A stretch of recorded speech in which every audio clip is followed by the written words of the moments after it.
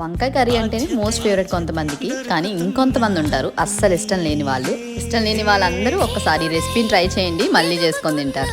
Beginners అందరూ కూడా ఈజీగా చేసుకోవచ్చు. రెసిపీ అయితే చూసేయండి.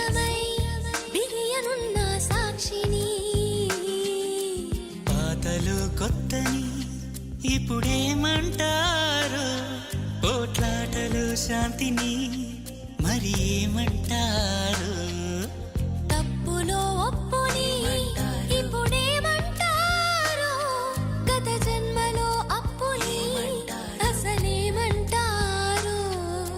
నాలో నువ్వు నీ, ఇక నీలో నేను నీ, మాకేమేమని మన దారే మనదని రాసుకున్న ఆత్మచరితని అదా ఇదా ఇదే అదా మరి ఏమంటారో, నాకు నీకు